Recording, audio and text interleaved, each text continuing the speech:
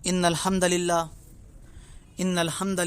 نحمده ونستعینه ونستغفره ونعوذ باللہ من شرور انفسنا ومن سیئات اعمالنا من يهده الله فلا مضل له ومن يضلل فلا هادي له واشهد ان لا الہ الا اللہ وحدہ لا شریک له واشهد ان محمدا عبدہ ورسولہ اما بعد فاعوذ باللہ السمیع العلیم من الشیطان الرجیم من حمزہ ونفخہ ونفثہ بسم اللہ الرحمن الرحیم ان اللہ وملائکتہ یصلون علی النبی یا ایہا الذین آمنوا صلوا علیہ وسلموا تسلیما اللہم صلی علی محمد وعلی آل محمد وبارک وسلم وصلی علیہ اما بعد فاعوذ باللہ السمیع العلیم من الشیطان الرجیم بسم اللہ الرحمن الرحیم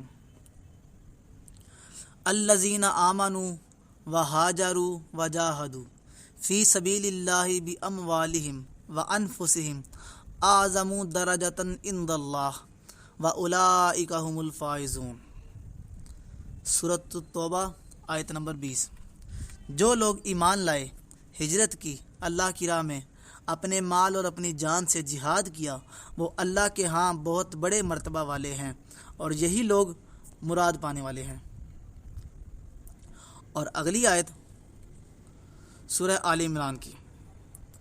پس ان کے رب نے ان کی دعا قبول فرما لی کہ تم میں سے کسی کام کے کرنے والے کے کام کو، خواہ وہ مرد ہو یا عورت، میں ہرگز ضائع نہیں کرتا۔ تم پس آپس میں ایک دوسرے کے ہم جنس ہو۔ اس لیے وہ لوگ جنہوں نے ہجرت کی اور اپنے گھروں سے نکال دیے گئے، اور جنہیں میری راہ میں ایذا دی گئی، اور جنہوں نے جہاد کیا اور شہید کیے گئے، میں ضرور ان کی برائیاں ان سے دور کر دوں گا، اور بالیقین انہیں ان جنتوں میں لے جاؤں گا جن کے نیچے نہریں بہہ رہی ہیں۔ یہ ہے ثواب اللہ تعالیٰ کی طرف سے، اور اللہ تعالیٰ ہی کے پاس بہترین ثواب ہے۔ سورہ آل عمران آیت نمبر 195۔ سامعین محترم، آج کا ہمارا جو ٹاپک ہے وہ رسول اللہ صلی اللہ علیہ وسلم کے چچا زاد بھائی مولا علی علیہ السلام کے بڑے بھائی، جن کا نام نامی اسم گرامی سیدنا جعفر طیار بن ابی طالب رضی اللہ تعالی عنہ کی زندگی کے حالات۔ جعفر بن ابی طالب جعفر طیار کے نام سے مشہور ہیں۔ آپ مولا علی کرم اللہ وجہ الکریم کے سگے بھائی، آپ ان سے 10 سال بڑے تھے، اور رسول اللہ صلی اللہ علیہ وسلم کے چچا زاد بھائی تھے۔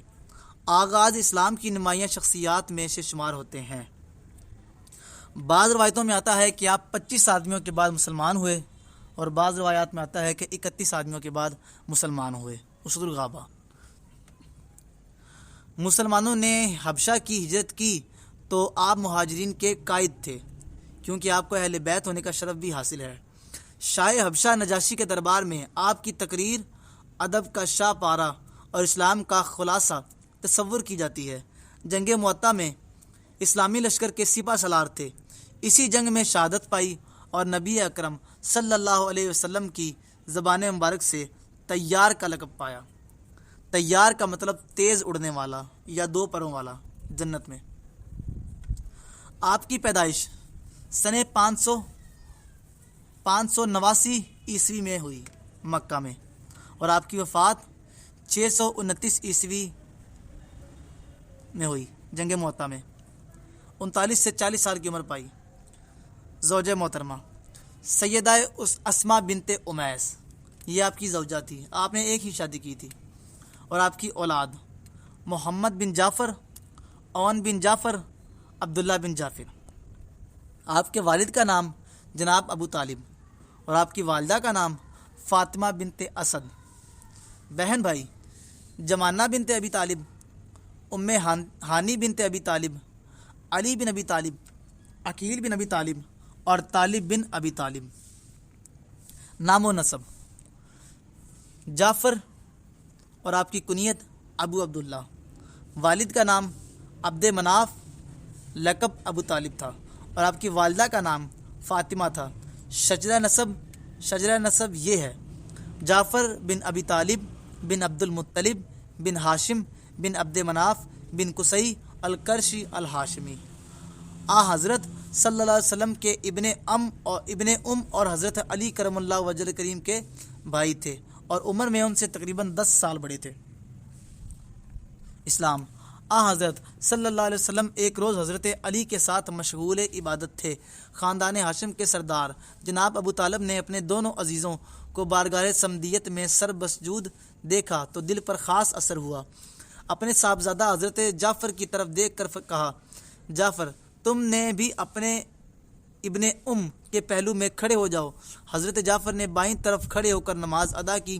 ان کو خدائے لا یزال کی عبادت و پرستش میں ایسا مزہ ملا کہ وہ بہت جلد یعنی حضرت صلی اللہ علیہ وسلم کے زید ابن ارقم کے گھر میں پناہ گزین ہونے کے قبل ہمیشہ کے لیے اس کے پرستاروں میں داخل ہو گئے۔ اس وقت تک 31 یا 32 آدمی اس سعادت سے مشرف ہو چکے تھے۔ ہجرت حبشہ۔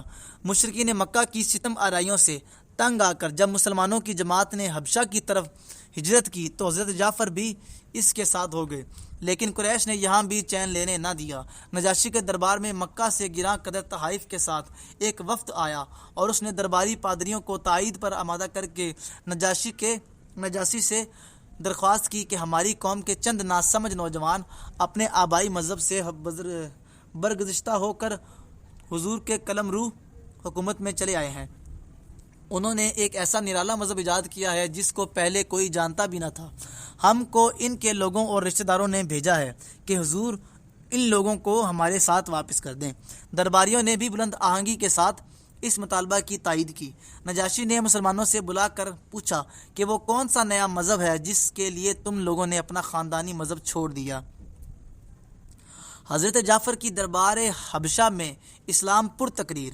مسند احمد کی حدیث نمبر 10,540 اور 1,740 میں موجود ہے، جس کی سند صحیح ہے۔ سیدہ ام سلمہ سلام اللہ علیہ بیان کرتی ہیں، وہ کہتی ہیں کہ ہم حبشہ کی سرزمین میں اترے اور نجاشی کو بہترین پڑوسی پایا۔ ہم اپنے دین پر امن ہو گئے اور ہم نے اللہ تعالیٰ کی عبادت کی۔ ہمیں نہ کوئی تکلیف دی جاتی تھی اور نہ ہم کوئی ناپسند بات سنتے تھے۔ جب قریشیوں کو اس چیز کا علم ہوا تو انہوں نے مشورہ کیا اور یہ طے پایا کہ 2 قوی افراد کو نجاشی کے پاس بھیجا جائے اور نجاشی کے لیے ایسے تحائف کا انتخاب کیا جائے جن کو مکہ کا عمدہ مال سمجھا جاتا ہے اور مکہ سے سب سے پسندیدہ چیز سالن تھی۔ لہٰذا انہوں نے بڑی مقدار میں سالن جمع کیا اور انہوں نے حبشہ کے ہر پادری کے لیے تحفہ ارسال کرنے کا فیصلہ کیا۔ پھر انہوں نے عبداللہ بن ابی ربیعہ مخزومی اور عمر بن العاص رضی اللہ تعالیٰ عنہ اور وائل سہمی کو تحائف دے کر بھیجا اور ان کو ساری باتیں سمجھا دیں۔ انہوں نے ان 2 افراد سے کہا، نجاشی سے بات کرنے سے پہلے ہر بڑے پادری کو اس کا حصہ دو، پھر نجاشی کے سامنے اس کے تحائف پیش کر دو اور اس سے مطالبہ کرو کہ وہ ان افراد کو تمہارے سپرد کر دے اور اس کو پہلے بات کرنے کا موقع ہی نہ دو۔ سیدہ ام سلمہ سلام اللہ علیہ کہتی ہیں کہ ہم لوگ نکلے، نجاشی کے پاس پہنچے اور ہم اس کے پاس بہترین گھر میں اور بہترین پڑوسی کے پڑوس میں تھے۔ اتنے میں ادھر سے قریشیوں کا وفد پہنچ گیا۔ انہوں نے نجاشی سے بات کرنے سے پہلے کوئی بڑا پادری نہیں چھوڑا مگر اس کو اس کا تحفہ پیش کیا۔ پھر انہوں نے ہر بڑے پادری سے کہا، ہماری قوم کے کچھ بے وقوف لڑکے بے دین ہو کر نجاشی بادشاہ کے ملک میں پہنچ گئے ہیں۔ انہوں نے اپنی قوم کا دین چھوڑ دیا ہے اور وہ تمہارے دین میں داخل نہیں ہوئے بلکہ انہوں نے ایک نیا ہی دین گھڑ لیا ہے۔ اس دین کو ہم جانتے ہیں اور نہ تم جانتے ہو۔ ہماری قوم کے اشراف نے ہمیں اس بادشاہ کی طرف بھیجا ہے تاکہ وہ ان کو واپس کر دے۔ لہٰذا جب ہم بادشاہ سے بات کریں تو تم نے یہی مشورہ دینا ہے کہ وہ ان کو ہمارے سپرد کر دیں اور بادشاہ کو پہلے بات کرنے کا موقع ہی نہ دینا۔ بس بے شک ان لوگوں کی قوم کے لوگ ہی بہترین انداز میں اس چیز کو دیکھ سکتے ہیں اور جان سکتے ہیں کہ وہ ان کی کس چیز کو معیوب سمجھتے ہیں۔ پادریوں نے کہا، بالکل ٹھیک ہے۔ بعد ازاں قریشیوں کے ان 2 قاصدوں نے نجاشی کو تحائف پیش کیے اور اس نے ان سے قبول کیے۔ پھر انہوں نے بات کی اور کہا، اے بادشاہ، ہمارے کچھ بے وقوف لڑکے بے دین ہو کر آپ کے ملک میں پہنچ گئے ہیں، انہوں نے اپنی قوم کا دین چھوڑ دیا ہے اور انہوں نے تم لوگوں کا دین بھی اختیار نہیں کیا، بلکہ انہوں نے ایک نیا دین ایجاد کر لیا ہے، نہ ہم اس کو جانتے ہیں اور نہ تم۔ ان کی قوم کے اشراف، یہاں تک کہ ان کے آبائی چچوں اور قبیلوں کے دوسرے افراد نے ہمیں آپ کی طرف بھیجا ہے تاکہ آپ ان کو ہماری طرف لوٹا دیں۔ ہم ہی بہترین انداز میں اس چیز کو دیکھ سکتے ہیں اور جان سکتے ہیں وہ ان کی کس چیز کو مایوب سمجھتے ہیں اور کس چیز کی وجہ سے ان کی ڈانٹ ڈپت کرتے ہیں۔ عبداللہ بن ابی ربیہ اور عمر بن العاص کے نزدیک سب سے زیادہ ناپسندیدہ بات یہ تھی کہ نجاشی ان صحابہ کی بات سنے۔ اتنے میں اس کے ارد گرد والے پادریوں نے کہا، اے بادشاہ، یہ لوگ سچ کہہ رہے ہیں، ان کی ہی بہتر انداز میں اس چیز کو دیکھ سکتی ہیں اور جان سکتی ہے، یہ ان کی کس چیز کو مایوب سمجھتے ہیں، لہٰذا آپ ان لوگوں کو ان کے سپرد کر دیں تاکہ یہ دو افراد ان کو اپنے وطن اور قوم کی طرف واپس لے جائیں۔ یہ بات سن کر نجاشی غضبناک ہو گیا اور اس نے کہا، مخلوق کے خالق کی قسم، اللہ کی قسم، میں ان کو ان کے سپرد نہیں کروں گا، اور قریب نہیں ہے کہ اس معاملے میں میرے ساتھ کوئی مکر کیا جائے۔ ان لوگوں نے میرا پڑوس اختیار کیا ہے، میرے ملک میں آئے ہیں اور مجھے دوسرے بادشاہوں پر ترجیح دی ہے، لہٰذا میں ان کو بلا کر اس بارے میں ان سے پوچھوں گا کہ یہ دو آدمی کیا کہتے ہیں۔ اگر تو معاملہ ایسے ہی ہوا جیسے یہ کہہ رہے ہیں تو میں ان کے سپرد کر دوں گا اور ان کو ان کی قوم کے طرف لوٹا دوں گا، لیکن اگر کوئی اور معاملہ ہوا تو ان کو روک لوں گا اور انہوں نے جو پڑوس اختیار کیا ہے میں اس کو اچھا ثابت کروں گا۔ پھر نجاشی نے رسول اللہ صلی اللہ علیہ وسلم کے صحابہ کرام کی طرف پیغام بھیجا اور ان کو بلایا۔ جب اس کا قاصد آیا تو وہ جمع ہو گئے۔ پھر ان میں سے بعض نے بعض سے کہا، جب تم اس آدمی کے پاس جاؤ گے تو کیا کہو گے؟ انہوں نے کہا، اللہ کی قسم، ہم وہی کچھ کہیں گے جو ہمیں علم ہے اور جو کچھ ہمارے نبی اکرم صلی اللہ علیہ وسلم نے ہمیں حکم دیا ہے، اس کی وجہ سے جو کچھ ہونا ہے وہ ہو جائے، ہمیں اس کی کوئی پرواہ نہیں ہے۔ جب وہ صحابہ کرام ان کے پاس پہنچ گئے اور اس نجاشی نے پادریوں کو بلایا، وہ اس کے ارد گرد مصاحف کھول کر بیٹھ گئے۔ نجاشی نے کہا، اس دین کی کیا حقیقت ہے کہ جس کی بنا پر تم اپنی قوم سے الگ ہو گئے ہو اور میرے دین میں بھی داخل نہیں ہوئے، بلکہ تم نے موجودہ امتوں سے کسی امت کے دین کو نہیں اپنایا؟ سیدنا جعفر بن ابی طالب رضی اللہ تعالیٰ عنہ نے بات کی اور کہا، اے بادشاہ، ہم جاہل قوم تھے، بتوں کی پرستش کرتے تھے، مردار کھاتے تھے، بڑے برے کام کرتے تھے، قطع رحمی کرتے تھے، پڑوسیوں کے ساتھ برا سلوک کرتے تھے، اور ہمارا قومی آدمی ضعیف کو کھا رہا تھا۔ ہمارے یہی حالات تھے کہ اللہ تعالیٰ نے ہماری طرف ایک رسول مبعوث فرمایا۔ ہم اس کے نسب، صدق، امانت اور پاک دامنی کو جانتے تھے۔ اس نے ہمیں اللہ تعالیٰ کی طرف دعوت دی کہ اس کو ایک تسلیم کریں، اس کی عبادت کریں اور ان پتھروں اور بتوں سے باز آ جائیں کہ جن کی ہم اور ہمارے آباء عبادت کرتے رہے۔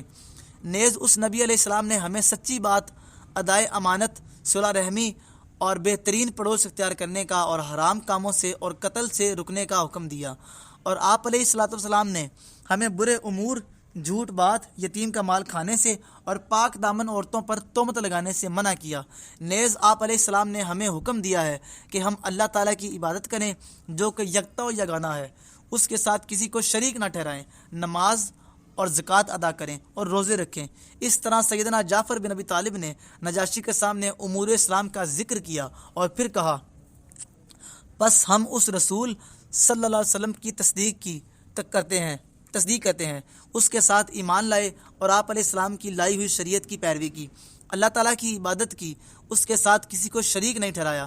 جس چیز کو آپ علیہ السلام نے حرام قرار دیا ہم نے اس کو حرام سمجھا، اور جس چیز کو آپ علیہ السلام نے حلال جانا اور ہم نے بھی اس کو حلال جانا۔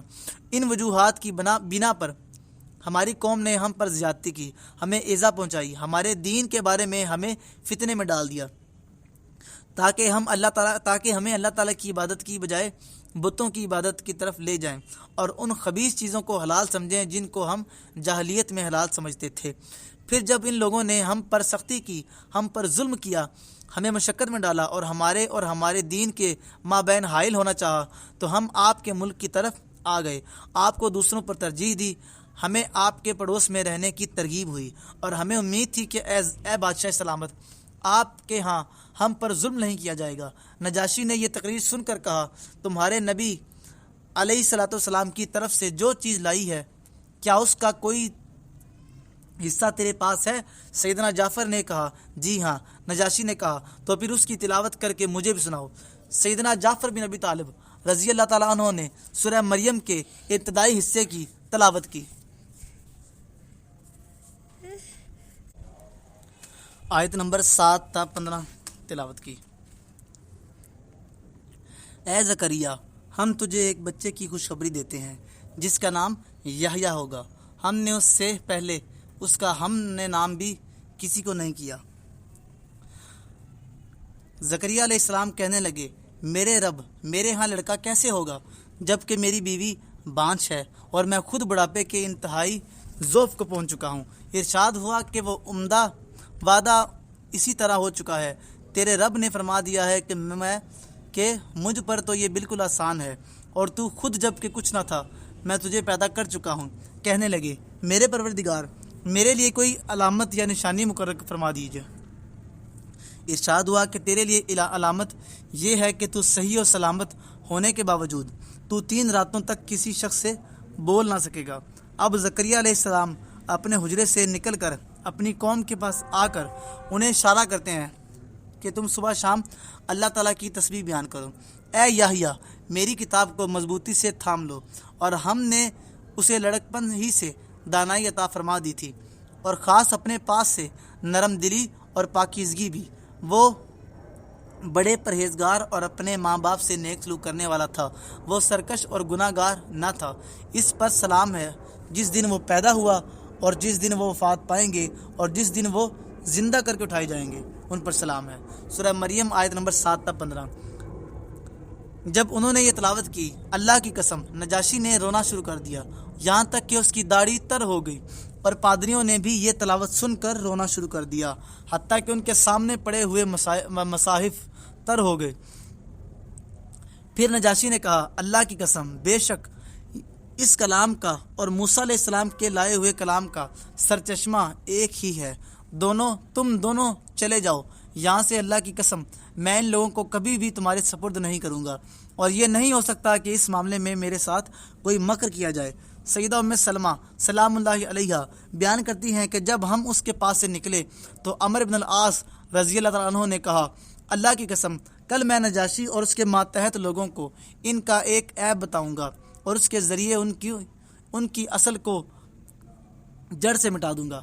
عبداللہ بن ابی ربیہ جو کہ ان 2 افراد میں اچھا تھا، اس نے کہا، اس طرح نہ کر، آخر یہ ہمارے ہی رشتہ دار ہیں، اگرچہ ہماری مخالفت کر رہے ہیں۔ لیکن عمرو بن عاص نے کہا، اللہ کی قسم میں ان کو ضرور بتاؤں گا کہ یہ لوگ حضرت عیسیٰ علیہ السلام کو بندہ کہتے ہیں۔ پس وہ دوسرے دن بادشاہ کے پاس گیا اور کہا، اے بادشاہ سلامت، یہ لوگ عیسیٰ بن مریم علیہ السلام کے بارے میں بڑی عجیب بات کرتے ہیں، پس ان کو دوبارہ بلائیں اور اس بارے میں ان سے پوچھیں۔ پس اس نے اس بات کی تحقیق کرنے کے لیے ان کو بلا بھیجا۔ یہ ہمارے حق میں سب سے بڑی مصیبت تھی۔ پس صحابہ جمع ہو گئے اور ایک دوسرے سے کہنے لگے، جب وہ تم سے سوال کرے گا تو تم حضرت عیسیٰ علیہ السلام کے بارے میں کیا کہو گے، جبکہ عیسائی ان کو اللہ کے بیٹا مانتے ہیں؟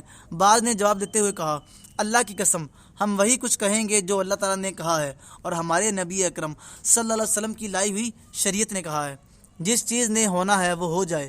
جب وہ داخل ہوئے تو نجاشی نے کہا، تم لوگ عیسیٰ بن مریم علیہ السلام کے بارے میں کیا کہتے ہو؟ سیدنا جعفر بن ابو طالب نے کہا، ہم نے ان کے بارے میں وہی کچھ کہتے ہیں جو ہمارے نبی نے ہمیں بتایا ہے۔ ہم کہتے ہیں کہ وہ اللہ کے بندے، اللہ کے رسول اور اللہ کی روح ہے اور اللہ کا کلمہ ہے۔ اللہ تعالیٰ نے ان کو کنواری مریم بتول کی طرف ڈال دیا تھا۔ یہ سن کر نجاشی نے اپنا ہاتھ زمین پر مارا، وہاں سے ایک لکڑی اٹھائی چھوٹی سی، اور کہا، تم نے عیسیٰ بن مریم کے بارے میں جو کچھ کہا ہے ان کی حیثیت اس تنکے کے بقدر بھی اس سے زیادہ نہیں ہے۔ نجاشی کا یہ تبصرہ سن کر پادریوں نے غصے کے ساتھ باتیں کی، لیکن نجاشی نے کہا، بے شک تم غصے سے باتیں کرو، اللہ کی قسم صحابہ تم جاؤ، تم میری زمین میں امن والے ہو۔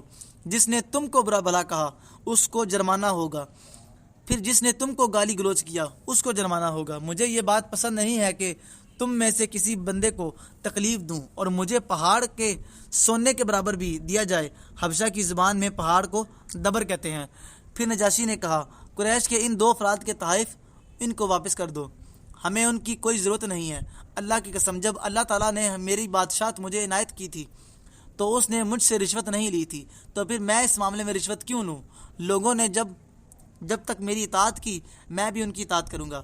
سیدہ ام سلمہ بیان کرتی ہیں، اب یہ 2 قریشی بدنما اور معیوب ہو کر وہاں سے نکلے۔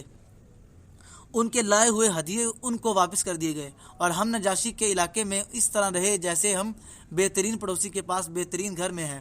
سیدہ ام سلمہ بیان کرتی ہیں کہ ہم وہیں مقیم تھے کہ نجاشی سے ایسے لوگوں نے مقابلہ کرنا شروع کر دیا جو اس سے یہ بادشاہت چھیننا چاہتے تھے۔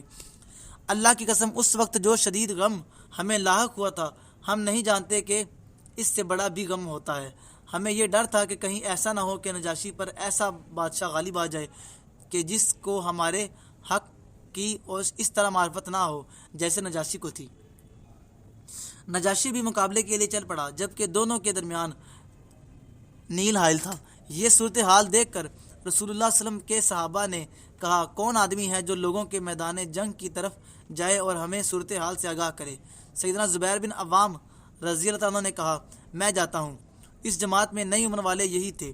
بہرحال لوگوں نے ایک مشکیزے میں ہوا بھر کر اس کو ان کے سینے میں ڈال دیا اور انہوں نے اس پر تیرنا شروع کر دیا، یہاں تک کہ نیل کی اس طرف نکل گئے جہاں دونوں لشکروں کا مقابلہ ہونا تھا۔ بس وہ چلتے گئے یہاں تک کہ ان کے پاس پہنچ گئے۔ سیدہ ام سلمہ کہتی ہیں کہ ہم نے اللہ تعالیٰ سے یہ دعا کی کہ نجاشی اپنے دشمن پر غالب آ جائے اور اللہ تعالیٰ اسی کو اس کے علاقے میں برقرار رکھے۔ اور یوں ہی ہوا کہ حبشیوں کا معاملہ نجاشی سے متفق ہو گیا۔ اس طرح ہم اس کے پاس بہترین انداز میں رہے یہاں تک کہ ہم مکہ مکرمہ میں رسول اللہ صلی اللہ علیہ وسلم کی بارگاہ میں واپس آ گئے۔ یہ پوری حدیث مسند امام احمد میں موجود ہے اور اس کی سند صحیح ہے۔ حدیث کا نمبر آپ کو بتا چکا ہوں کہ مسند احمد حدیث نمبر 10,540 اور 1,740 ہے۔ اور اگلی روایت ہے صحیح بخاری میں۔ صحیح بخاری کی حدیث نمبر 4231 اور 4230 میں حضرت ابو موسیٰ اشعری رضی اللہ عنہ بیان کرتے ہیں کہ جب ہمیں نبی کریم صلی اللہ علیہ وسلم کی ہجرت کے متعلق خبر ملی تو ہم یمن میں تھے، اس لیے ہم بھی حضرت علیہ السلام کی خدمت میں ہجرت کی نیت سے نکل پڑے۔ میں اور میرے 2 بھائی، میں دونوں سے چھوٹا تھا۔ میرے ایک بھائی کا نام ابو بردہ اور دوسرے کا نام ابو رحم تھا۔ انہوں نے کہا کہ کچھ اوپر 50 یا انہوں نے یوں بیان کیا کہ 53 یا 52 میری قوم کے لوگ تھے۔ ہم کشتی پر سوار ہوئے، لیکن ہماری کشتی نے ہمیں نجاشی کے ملک حبشہ میں لا ڈالا۔ وہاں ہماری ملاقات سیدنا جعفر بن ابی طالب سے ہو گئی جو پہلے ہی مکے سے ہجرت کر کے وہاں پہنچ چکے تھے۔ ہم نے وہاں انہی کے ساتھ قیام کیا۔ پھر ہم سب مدینہ روانہ ہوئے۔ یہاں پر حضور علیہ السلام کی خدمت میں اس وقت پہنچے جب آپ علیہ السلام خیبر فتح کر چکے تھے۔ کچھ لوگ ہم سے کشتی والوں سے کہنے لگے کہ ہم نے تم سے پہلے ہجرت کی ہے، اور اسماء بنت امیس رضی اللہ عنہا نے کہا جو ہمارے ساتھ مدینہ آئی تھی، ام سلمہ ام المومنین حفصہ رضی اللہ عنہا کی خدمت میں حاضر ہوئیں۔ ان سے ملاقات کے لیے وہ بھی نجاشی کے ملک میں ہجرت کرنے والوں کے ساتھ ہجرت کر کے چلی گئی تھیں۔ حضرت عمر رضی اللہ عنہ بھی سیدہ حفصہ کے گھر پہنچے۔ اس وقت اسماء بنت امیس وہیں تھی۔ جب حضرت عمر نے انہیں دیکھا تو دریافت کیا کہ یہ کون ہے؟ ام المومنین نے بتایا کہ یہ اسماء بنت امیس ہیں۔ حضرت عمر نے عرض کی اس پر کہا کہ اچھا وہی جو حبشہ سے باہری سفر کر کے آئی ہیں؟ حضرت اسماء نے کہا جی ہاں۔ حضرت عمر نے ان سے کہا کہ ہم تو لوگوں سے ہجرت میں آگے ہیں، اس لیے رسول اللہ علیہ السلام سے ہم تمہارے مقابلے میں زیادہ قریب ہیں۔ اسماء بنت امیس نے اس پر بہت غصہ ہو کر عرض کیا ہرگز نہیں، خدا کی قسم تم لوگ رسول اللہ علیہ السلام کے ساتھ رہے ہو۔ تم میں جو بھوکے ہوتے تھے اسے حضور علیہ السلام کھانا کھلاتے تھے، اور جو ناواقف ہوتے تھے اسے حضور علیہ السلام نصیحت و واعظ کیا کرتے تھے۔ لیکن ہم بہت دور حبشہ میں غیروں اور دشمنوں کے ملک میں رہتے تھے۔ یہ سب کچھ ہم نے اللہ اور اس کے رسول کے راستے میں کیا، اور خدا کی قسم میں اس وقت تک نہ کھاؤں گی نہ پیوں گی جب تک تمہاری بات رسول اللہ سے نہ کہہ دوں۔ ہمیں اذیت دی جاتی تھی، دھمکایا ڈرایا جاتا تھا۔ میں حضور صلی اللہ علیہ وسلم کا اس کا ذکر کروں گی اور آپ سے اس کے متعلق ضرور پوچھوں گی۔ خدا کی قسم کہ نہ میں جھوٹ بولوں گی، نہ کجروی اختیار کروں گی اور نہ کسی واقعے کی خلاف ورزی کروں گی۔ اگلی روایت میں ہے کہ چنانچہ جب نبی علیہ السلام تشریف لائے تو انہوں نے عرض کیا، یا نبی اللہ، عمر رضی اللہ تعالیٰ عنہ نے اس طرح کی باتیں کی ہیں۔ حضور علیہ السلام نے ارشاد فرمایا کہ پھر تم نے انہیں کیا جواب دیا؟ انہوں نے عرض کیا، میں نے یہ جواب دیا تھا۔ حضرت علیہ السلام اس پر فرمایا کہ وہ تم سے زیادہ مجھ سے قریب نہیں ہیں، انہیں اور ان کے ساتھیوں کو صرف 1 ہجرت حاصل ہوئی ہے اور تم کشتی والوں نے 2 ہجرتوں کا شرف حاصل کیا ہے۔ انہوں نے بیان کیا کہ اس واقعہ کے بعد ابو موسیٰ اشعری اور تمام کشتی والے میرے پاس گروہ در گروہ آنے لگے اور مجھ سے اس حدیث کے متعلق پوچھنے لگے۔ ان کے لیے دنیا میں حضور اکرم علیہ الصلوۃ والسلام کے ان کے متعلق اس ارشاد سے زیادہ خوش کن اور باعث فخر اور کوئی چیز نہیں تھی۔ طبقات ابن سعد میں موجود ہے کہ حضرت جعفر حضرت علیہ السلام کے مدینہ کی ہجرت کے 6 سال بعد تک حبشہ ہی میں رہے۔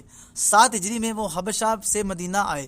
یہ وہ زمانہ تھا کہ خیبر فتح ہو گیا تھا اور مسلمان اس کی خوشی منا رہے تھے کہ مسلمانوں کے اپنے دور افتادہ بھائیوں کی واپسی کی دوہری خوشی حاصل ہوئی۔ حضرت جعفر سامنے آئے تو نبی علیہ السلام نے ان کو گلے لگایا اور پیشانی چوم کر فرمایا، میں نہیں جانتا کہ مجھ کو جعفر کے آنے سے زیادہ خوشی ہوئی ہے یا خیبر کی فتح کی۔ حضرت جعفر کی واپسی کو ابھی 1 سال بھی گزرنے نہ پایا تھا کہ ان کے امتحان کا وقت آ گیا۔ غزوہ مؤتہ، جمادی الاولیٰ 8 ہجری میں مؤتہ پر فوج کشی ہوئی۔ حضرت علیہ السلام نے فوج کا علم حضرت زید بن حارثہ کو عطا کر کے فرمایا کہ اگر زید شہید ہو جائیں تو سیدنا جعفر کو، اگر وہ بھی شہید ہو جائیں تو سیدنا عبداللہ بن رواحہ کو اس جماعت کے امیر بنا دینا۔ بخاری کتاب المغازی باب غزوہ مؤتہ میں اور طبقات ابن سعد میں موجود ہے۔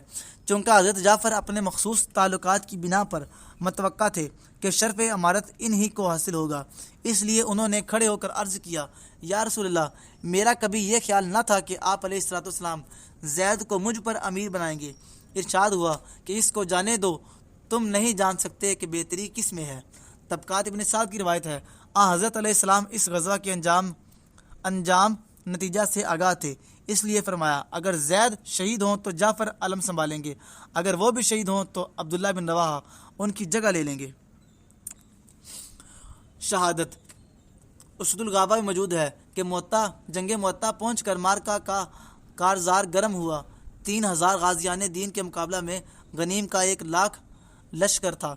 امیر فوج حضرت زید شہید ہوئے تو حضرت جعفر گھوڑے سے کود پڑے اور علم کو سنبھال کر غنیم کی صفیں چیرتے ہوئے آگے بڑھے۔ دشمنوں کی ہر طرف نرگا ہو رہی تھی، تیر و سنان کی بارش ہو رہی تھی، یہاں تک کہ تمام بدن زخموں سے چھلنی ہو گیا۔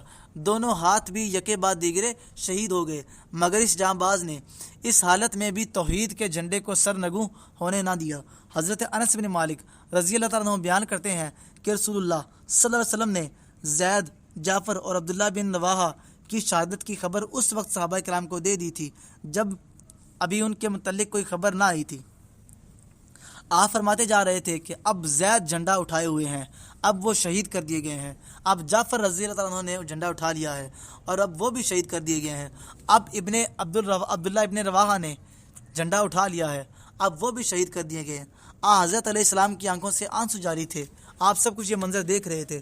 آخر اللہ تعالیٰ کی تلواروں میں سے ایک تلوار خالد بن ولید نے جھنڈا اپنے ہاتھ میں لے لیا ہے اور اللہ نے ان کے ہاتھ پر فتح عنایت فرما دی ہے۔ طبقات ابن سعد میں موجود ہے، بالآخر شہید ہو کر گرے تو عبداللہ بن رواحہ نے اور ان کے بعد حضرت خالد سیف اللہ نے علم تھام لیا اور مسلمانوں کو بچا کر واپس لے آئے۔ بخاری کی روایت میں ہے کہ باب غزوہ مؤتہ، حضرت عبداللہ بن عمر اس جنگ میں شریک تھے، فرماتے ہیں کہ میں نے جعفر کی لاش کو تلاش کر کے دیکھا تو صرف سامنے کی طرف 50 زخم تھے، تمام بدن کے زخموں کا شمار تو 90 سے بھی متجاوز کر چکا تھا، لیکن ان میں سے کوئی زخم پشت پر نہ تھا۔ رسول اللہ صلی اللہ علیہ وسلم کا حزن اور ملال۔ اس درغابہ موجود ہے کہ میدان جنگ میں جو کچھ ہو رہا تھا خدا کے حکم سے حضرت کے سامنے تھا، چنانچہ آنے سے پہلے ہی آپ علیہ السلام نے حضرت جعفر وغیرہ کی شہادت کا حال بیان فرما دیا تھا۔ اس وقت آپ کی آنکھوں سے بے اختیار آنسو جاری ہو گئے تھے اور روح انور پر حزن و ملال کے آثار نمایاں تھے۔ مستدرک حاکم کی روایت میں ہے کہ حضرت جعفر کی اہلیہ محترمہ حضرت اسماء بنت امیس فرماتی ہیں کہ میں آٹا گوندھ چکی تھی اور لڑکوں کو نہلا دھلا کر صاف کپڑے پہنا رہی تھی کہ حضرت علیہ السلام تشریف لائے اور فرمایا جعفر کے بچوں کو لاؤ۔ میں نے ان کو حاضر خدمت کیا تو آپ علیہ السلام نے آبدیدہ ہو کر ان کو پیار فرمایا۔ میں نے کہا میرے ماں باپ فدا ہوں آپ پر، حضور آبدیدہ کیوں ہوئے ہیں؟ کیا جعفر اور ان کے ساتھیوں کے متعلق کوئی اطلاع ہی ہے؟ فرمایا ہاں، وہ شہید ہو گئے ہیں۔ یہ سن کر میں چیخنے چلانے لگی۔ محلہ کی عورتیں میرے ارد گرد جمع ہو گئیں۔ حضرت واپس تشریف لے گئے اور ازواج مطہرات سے فرمایا کہ آل جعفر کا خیال رکھنا، آج وہ اپنے ہوش میں نہیں ہے۔ حاکم کی اگلی روایت میں ہے سیدہ جنت حضرت فاطمہ الزہرا کو بھی اپنے محترم کی مفارقت کا شدید غم تھا۔ شہادت کی خبر سن کر آپ دیدہ ہو گئی۔ واہ اماں کہتے ہوئے بارگاہ نبوت میں حاضر ہوئیں۔ حضرت علیہ السلام نے فرمایا بے شک جعفر جیسے شخص پر رونے والیوں کو رونا چاہیے۔